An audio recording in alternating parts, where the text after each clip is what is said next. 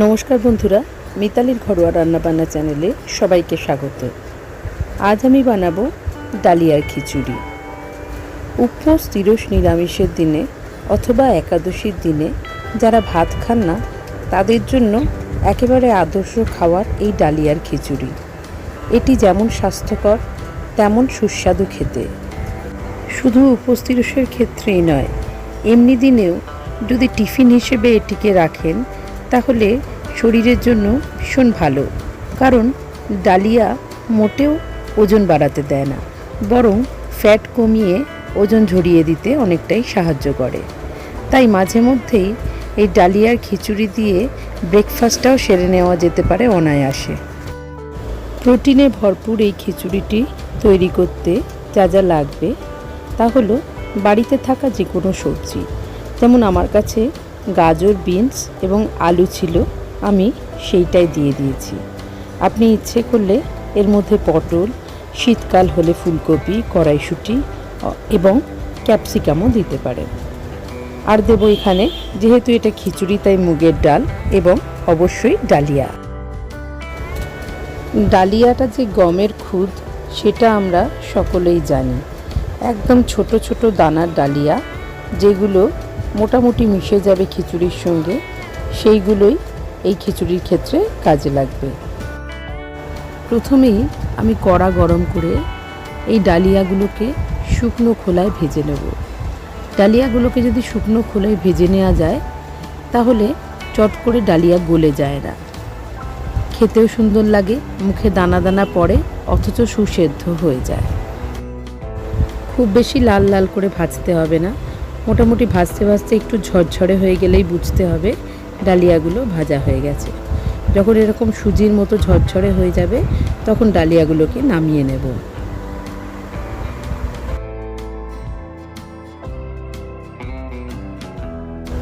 এবারে মুগ ডালগুলোকে শুকনো খোলায় ভেজে নেব। মুগ ডালগুলো দিয়ে ক্রমাগত নাড়তে হবে যাতে ডালগুলো পুড়ে না যায়। খুব বেশি লাল না করলেও চলবে, কিন্তু যখন ডাল ভাজার একটা সুন্দর গন্ধ বেরোবে এবং ডালগুলো যখন ঝরঝরে হয়ে যাবে তখন মুগ ডালগুলোকে নামিয়ে নেব।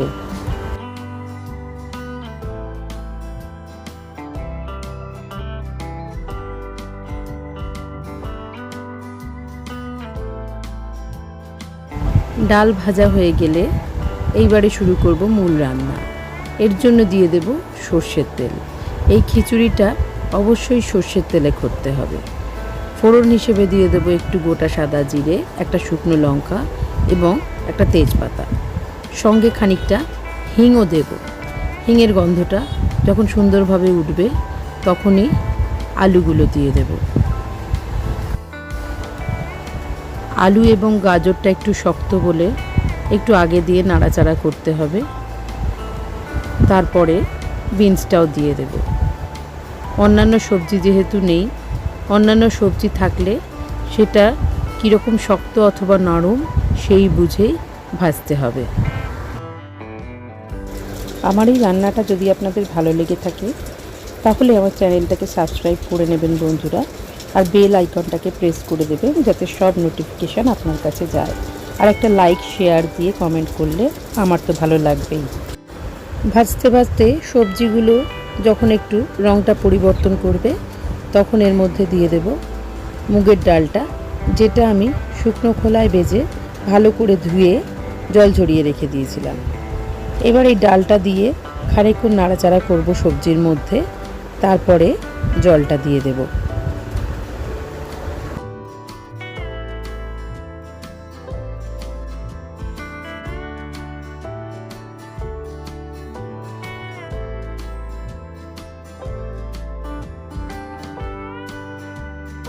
খিচুড়িতে একটু বেশি পরিমাণেই জল দিতে হয়, কিন্তু আমি প্রথমে এখানে সামান্য জলই দেব যাতে ডাল এবং সবজিগুলো সেদ্ধ হয়ে যায়। এরপরে আবার যখন ডালিয়া দেব তখন পরিমাণ অনুযায়ী আবার জল দেব। সবজি এবং ডালটায় ফুট ধরলে একটা ঢাকা চাপা দিয়ে ফুটতে দেব খানিকক্ষণের জন্য, যাতে ডাল এবং সবজিগুলো বেশ খানিকটা সেদ্ধ হয়ে যায়। 2-3 মিনিট পরে এর মধ্যে দিয়ে দেব বেশ কিছু মশলা, দিয়ে দেব পরিমাণ মতো নুন, একটু হলুদ, একটু জিরে গুঁড়ো এবং আদা, যেটা আমি প্রথমে সবজির সঙ্গে দেখিয়েছিলাম সেই আদাটুকু গ্রেট করে, আর দুটো কাঁচা লঙ্কা।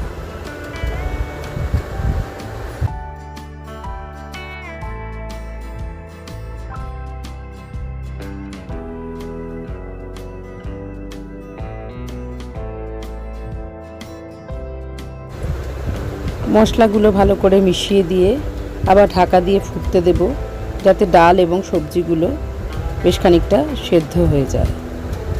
মিনিট 2-3 পর আবার একটুখানি দেখলাম যে জল খানিকটা কমে গেছে এবং ডালও অর্ধেকের বেশি সেদ্ধ হয়ে গেছে।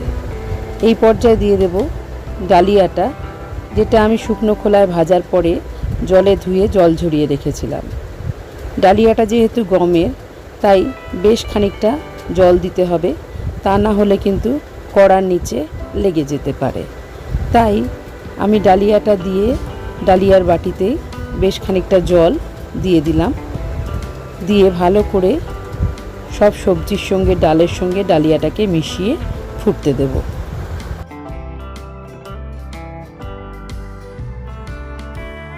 এই পর্যায়ে দিয়ে দেব বড় চামচের 1 চামচ চিনি, কারণ খিচুড়িতে নুন মিষ্টি সবটাই ব্যালেন্স করে দিতে হয়।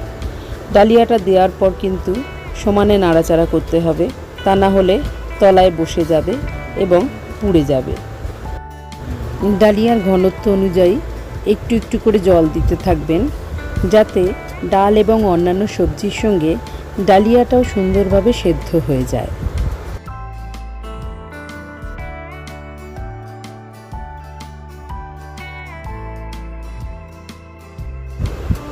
দেখুন আস্তে আস্তে সব সবজিও যেমন সেদ্ধ হয়ে গেছে, ডালিয়া এবং মুগ ডালটাও সুন্দরভাবে সেদ্ধ হয়ে গেছে।